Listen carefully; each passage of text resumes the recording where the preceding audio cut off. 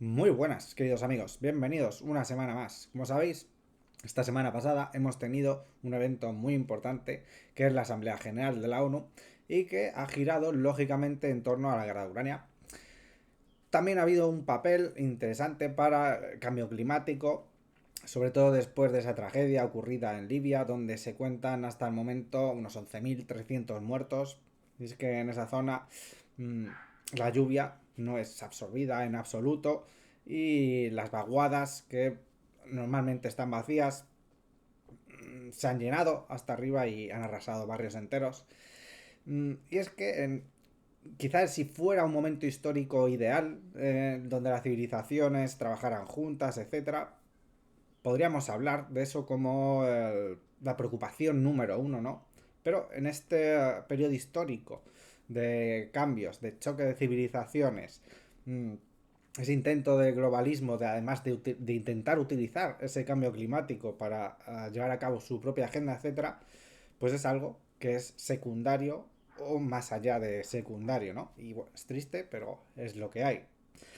Y en cuanto a la guerra de Ucrania, en esa Asamblea General de la ONU, había quien esperaba que hubieran ciertas conversaciones entre Ucrania y Rusia, entre Zelensky y Lavrov.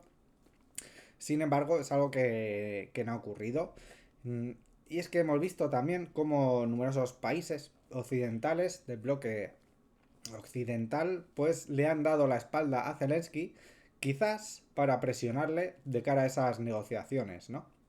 Por ejemplo, para ir calentando teníamos que el New York Times publicaba una noticia en donde, no sé si recordáis, aquel bombardeo de un mercado en Ucrania, donde rápidamente los periódicos, españoles específicamente, el resto también, se precipitaban a decir que Rusia había bombardeado un mercado donde había matado civiles, pero que un análisis en las imágenes mostraba que el misil venía de la parte ucraniana. Y efectivamente, New York Times lo que ha dicho es que ese ataque muy probablemente fuera, o quiero pensar que fuera un accidente, era de un misil ucraniano. Y esto ya lo decía el New York Times para ir calentando esa asamblea en donde da la impresión de que se le da la espalda a Zelensky y a Ucrania. Después vendría Polonia. Polonia tiene elecciones a la vuelta de la esquina, el 15 de octubre, y tiene un problema que es el que se le inundó de grano ucraniano a precios más bajos a sus granjeros. Han tenido pérdidas y además ese grano no cumple los estándares europeos que ellos sí que tienen que cumplir. Entonces, encima, con esas elecciones no conviene, ¿no? Y lo que dijo, después de discutir también, era que Ucrania era un hombre que se estaba ahogando y que no convenía intentar ayudarle porque seguramente te llevaría al fondo con él. Después intentaría quitarle hierro al asunto, que fue malinterpretado, etcétera. Pero el caso es que problemas tienen. Además, dice que no va a enviar más a más a Ucrania. Será un farol para obtener otras cosas. Será cierto. Es difícil análisis. Hubo también unas cuantas anulaciones de parte de esa agenda de Zelensky sobre encontrarse con determinados representantes internacionales. Vimos también como en su speech había muchos sitios, muchas butacas vacías que la televisión ucraniana se encargó de rellenar.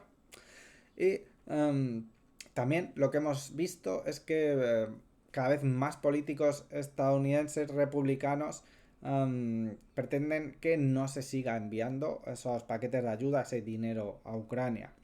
Unos paquetes de ayuda que se han declarado de varios países y que podemos ver que obviamente no tiene para nada la fuerza y el volumen y la capacidad de ataque que tenían en anteriores paquetes, que obviamente no van a servir para cubrir esas bajas que han tenido o están teniendo durante esa famosa contraofensiva ucraniana. Y la guinda del pastel la tenemos aquí de este cartel en Nueva York de Glory to Ukraine. Para mí es evidente, hemos visto muchísimos gestos y muchísimos símbolos de cómo se daba la espalda a Ucrania durante esta semana. Sin embargo, hemos visto una última carta que se ha lanzado Estados Unidos antes de que se fuera Zelensky a Canadá. Allí sí, súper bien recibido, ¿no? Porque ese Trudeau es el hijo del globalismo, está ahí colocado, no le importa en absoluto vender a su país al servicio de esa agenda.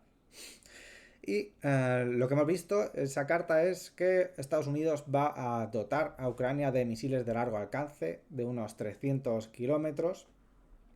¿Representarán una diferencia? No, pero ¿con qué motivo será? Obviamente Occidente ya no puede dotar de nuevo de las capacidades que ha dotado previamente a esa contraofensiva y que han posibilitado esa contraofensiva ucraniana. Es una manera de mantener funcionando la maquinaria, sobre todo de una manera psicológica. Está bien, os damos de esto, de nuevo, una vez más. Es algo que va a cambiar las cosas.